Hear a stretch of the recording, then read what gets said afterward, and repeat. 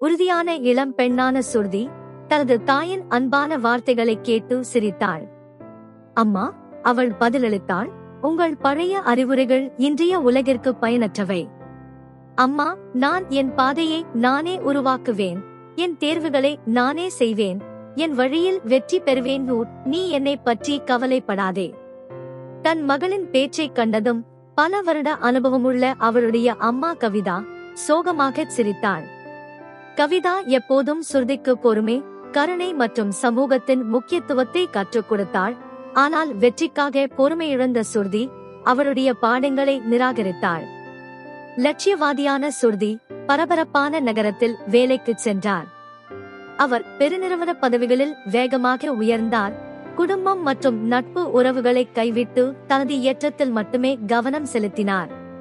அவள் தன் வேலையில் மிகவும் சிரமப்பட்டாள், சக ஊழியர்களின் தேவைகளை புறக்கணித்தாள், தனிப்பட்ட ஆதாயத்தை ஈட்டினாள்.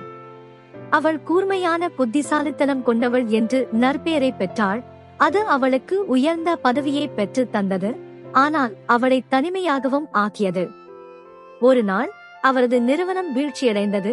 சுருதி வேலையிலிருந்து வெளியேற்றப்பட்டார். இரக்கமற்ற வேலையாட்களை அவர்கள் சூழ்ச்சி செய்து அவளை வேலையிலிருந்து வெளியேற்றினர். திடீரென்று அவள் வேலையில்லாமல், நண்பர் இல்லாமல் நகரத்தில் முற்றிலும் தனிமையாக இருந்தாள். அவள் சோர்வாகவும் பசியாகவும் முற்றிலுமாக தொலைந்து போயிருந்தாள். ஒரு காலத்தில் அவளுடைய வெற்றியின் அடையாளங்களாக இருந்த நகர விளக்குகள் இப்போது குளிர்ச்சியாகவும் இரக்கமற்றதாகவும் தோன்றின. மனமுடைந்து விரக்தியடைந்த சுருதி தனது தாயின் சிறிய கிராமத்திற்கு திரும்பிச் சென்றார்.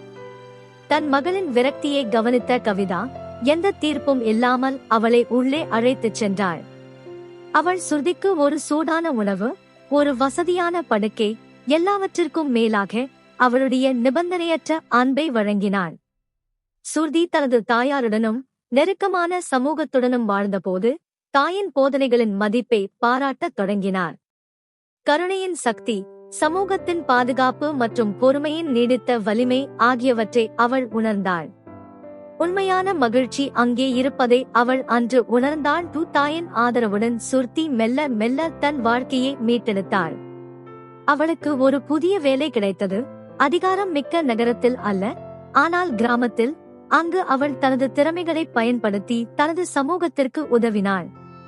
அவள் ஒரு வித்தியாசமான வெற்றியை கண்டாள், உண்மையானதும் நோக்கமும் நிறைந்த ஒன்று. உண்மையான செல்வம் பதவி உயர்வுகளிலோ அல்லது உடைமைகளிலோ அளவிடப்படுவதில்லை, மாறாக தன்னை சுற்றியுள்ளவர்களின் அன்பு மற்றும் ஆதரவில் அளவிடப்படுகிறது என்பதை அவள் கற்றுக்கொண்டாள். இறுதியில் தனது தாயின் அறிவுரைகள் காலாவதியானவை அல்ல என்பதை சுருதி கண்டறிந்தார். அவை காலத்தால் அழியாதவை, உண்மையானவை.